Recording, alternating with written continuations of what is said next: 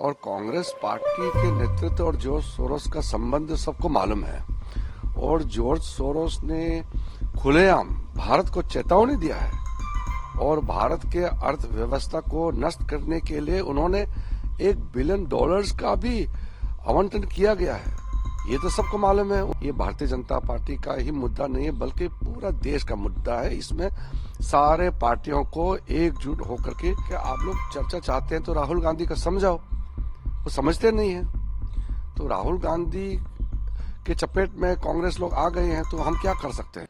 देखिए, George Soros का संबंध कांग्रेस के नेतृत्व से जो भी है वो भारतीय जनता पार्टी का ही मामला नहीं है, ये मामला देश का है। और कांग्रेस पार्टी के नेतृत्व और जॉर्ज सोरोस का संबंध सबको मालूम है।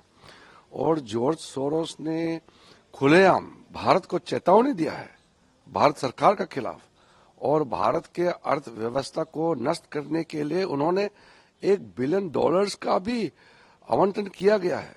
ये तो सबको मालूम है, उन्होंने ओपन डिक्लेयर किया है। और उस जॉर्ज सोरोस के साथ कांग्रेस के नेतृत्व का संबंध भी सबको मालूम है। ये विषय बहुत गंभीर है। ये भारतीय जनता पार्टी का ही मुद्दा नहीं है बल्कि पूरा देश का मुद्दा है। इसमें सारे पार्टियों को एकजुट होकर के देश के खिलाफ जो भी आवाज उठाते हैं उसको लड़ना चाहिए। इसलिए ये सरकार विपक्ष का मामला नहीं है, जॉर्ज सोरोस का मामला देश का इशू है और पूरा देश एकजुट रहना चाहिए।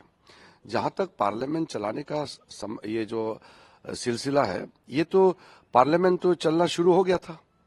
तो कांग्रेस पार्टी ने सडनली ये जैकेट पहन करके अदानी का इशू को, जो यूएस कोर्ट का मामला है, उसको लेकर के यहाँ तमाशा कर रहे हैं। कांग्रेस पार्टी के कई सांसद और राज्यसभा में तो कांग्रेस के पूरे सांसद चाहते हैं कि हाउस चले। समाजवादी के, टीएमसी के, डीएमके, कई पार्टीज के एमपीज मुझे मिले हैं, सबने कहा कि हाउस चलाना चाहता है। तो मैंने उनको कहा है कि हाउस चलाना चाहता है तो राहुल गांधी को समझाओ।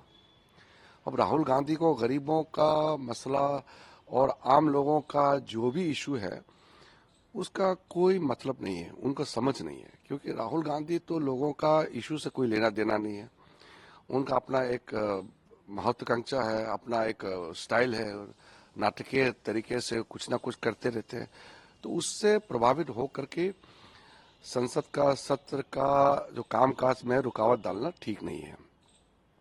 देखिए, मैं एक बात साफ साफ बताना चाहता हूं, अगर देश को सेवा करने के लिए बिल पारित करना आवश्यकता है तो हम पारित तो करेंगे ही। हमारे पास संख्या है, सरकार के पास राज्यसभा लोकसभा में अपने एनडीए का पूरा संख्या है, तो बिल तो हम पारित कर सकते हैं। लेकिन हम अभी जबरदस्ती इसलिए पारित नहीं कर रहे क्योंकि हम चाहते हैं कि उसका चर्चा हो। सारे सांसद अपने मत रखने का अधिकार रखता है, तो सब एमपीज का डिबेट और डिस्कशन में पार्टिसिपेशन होने से संसद का गरिमा को भी रखता है और साथ साथ में बिल और जो भी बिजनेस है उसमें भी फायदा होता है। हम चाहते हैं कि सारा एमपीज अपने अपने मत रखे हैं सदन में। तो मैंने सबको कहा है, खास करके जो उनके कांग्रेस और कुछ दलों को मैंने कहा है कि आप लोग चर्चा चाहते हैं तो राहुल गांधी का समझाओ, वो समझते नहीं है।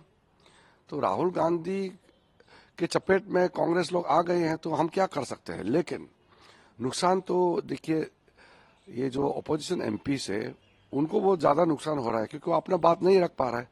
सरकार तो चाहेगा तो बिजनेस तो पारित कर ही लेंगे, हमारे पास मेजोरिटी है। हम इसलिए बुलडोज नहीं कर रहे क्योंकि हम चाहते हैं कि चर्चा हो। तो ये समझना चाहिए, हम चाहते हैं कि पार्लियामेंट चले।